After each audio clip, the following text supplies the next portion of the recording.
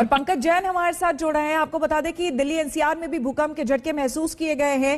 पंकज, यहां पर क्या तीव्रता बताई जा रही है?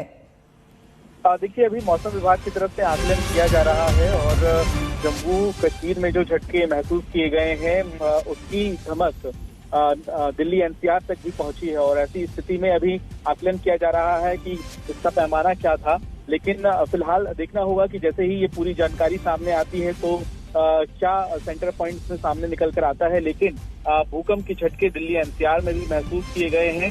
और साथ ही साथ आपको ये बता दें कि भूकंप के झटके जब एक बार आते हैं तो ये देखा जाता है कि दोबारा भी इसके आने की उम्मीद होती है। तो मौसम विभाग आकलन कर रहा है और कुछ ही देर में सारी जानकारी सामने आ जाएगी। बिल्कुल पंकज, खास करके किन इलाकों में ये झटके महसूस किए गए हैं और क्या पता चल पाया है रिक्टर स्केल पर इनकी तीव्रता?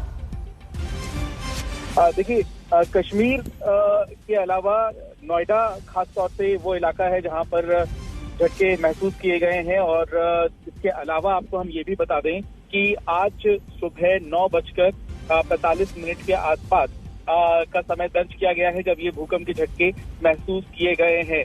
तो करीब 5.7 मैग्नीट्यूड का ये रिएक्टर स्केल पर भूकंप का झटका महसूस किया गया है। और आने वाले वक्त में कुछ ही देर में मौसम विभाग जो है वो और जानकारी के साथ सामने आएगा। पता चलेगा कि दिल्ली एनसीआर के आसपास जो भूकंप के झटके महसूस हुए हैं उनका मैग्नीट्यूड कितना था और वो कितना जबरदस्त था।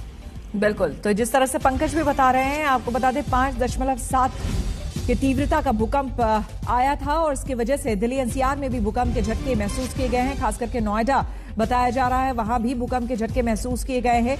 अगर हम एपिसेंटर की बात करें तो अफगानिस्तान में इसका एपिसेंटर था। और बताया जा रहा है कि जब भी वहां पर अगर इस तरह से भूकंप आता है तो जम्मू कश्मीर का जो इलाका है वहां पर भूकंप के झटके अक्सर महसूस किए जाते हैं। अशरफ अगर हमारे साथ जुड़े हुए हैं, अशरफ आपसे जानना चाहेंगे, लगभग इसी तरह का कुछ भूकंप 14 जनवरी को भी आया था जम्मू कश्मीर में। उसकी तीव्रता भी 5.3 मापी गई थी और वो जो इलाका था एपिसेंटर अफगानिस्तान तजाकिस्तान ही बॉर्डर बताया जा रहा था। बिल्कुल श्वेता, दरअसल मैंने आपको शुरू में भी कहा कि ये जो पूरा जो ये हिंदकुश पहाड़ियां हैं जो अफगानिस्तान का ताजिकिस्तान फिर पाकिस्तान और फिर जाकर जम्मू कश्मीर के साथ जो एक पहाड़ी सिलसिला जुड़ता है, ये बहुत एक्टिव जोन है। जहां तक भूकंपों की बात की जाए, आए दिन इस इलाके में भूकंप आते हैं। कुछ तो महसूस होते हैं, कुछ महसूस नहीं होते हैं, लेकिन जिनकी तीव्रता 5 से ज्यादा हो वो जाहिर है कि उनको महसूस किया जाता है, न सिर्फ उस इलाके में बल्कि साथ ही साथ जम्मू कश्मीर के सीमावर्ती इलाकों में, क्योंकि जम्मू कश्मीर भी सीमावर्ती इलाका ही है। और पहाड़ों पर जब भी ये कोई एक्टिविटी होती है उसको यहाँ पर महसूस किया जाता है।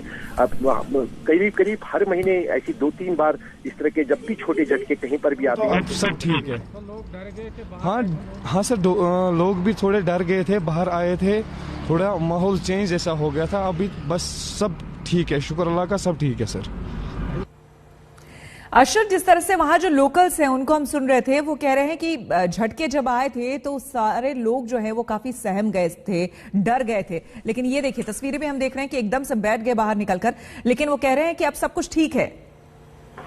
हाँ बिल्कुल श्वेता, दरअसल क्योंकि जैसे मैंने आपको कहा कि 2006 में जो भूकंप आया था, जिसका डर अभी भी जम्मू कश्मीर के लोगों में बना हुआ है। लाखों जो है लोग प्रभावित हुए थे, 2000 से भी ज्यादा लोग जम्मू कश्मीर में मारे गए थे। खासतौर से सीमावर्ती इलाकों में, चाहे उड़ी हो, पुंछ हो, टंगडार हो, गुरेज हो, उन इलाकों में सबसे ज्यादा भारी नुकसान उस भूकंप से हुआ था। तो उसके बाद लगातार जो है कहीं ना कहीं डर लोगों के बीच बना हुआ है। और इन भूकंपों में ये भी देखा गया है कि कभी पहले एक झटका आता है, उसके बाद दूसरा झटका आता है, या कभी जो है हल्का झटका आता है, उसके बाद उससे बड़ा आता है। तो यही कारण है कि जम्मू कश्मीर में जितने भी लोग हैं वो काफी सहम जाते हैं जब इस तरह की घटना या जब इस तरह का भूकंप कहीं पर भी आता है। आज भी ऐसा ही कुछ माहौल बना, क्योंकि शिद्दत थोड़ी भूकंप की यहाँ पर ज्यादा महसूस की गई। यही कारण था कि कई इलाकों में जो है लोग भूकंप के झटके महसूस करने के साथ ही घरों से बाहर अपनी सुरक्षा के लिए निकल पड़े। लेकिन जब हालात संभले और पता चला कि अफगानिस्तान में ये भूकंप आया है तो उस भी जो है अब सामान्य जो है स्थिति जम्मू कश्मीर में और श्रीनगर में भी हो गई है। बहुत शुक्रिया आपका अशरफ तमाम जानकारी के लिए।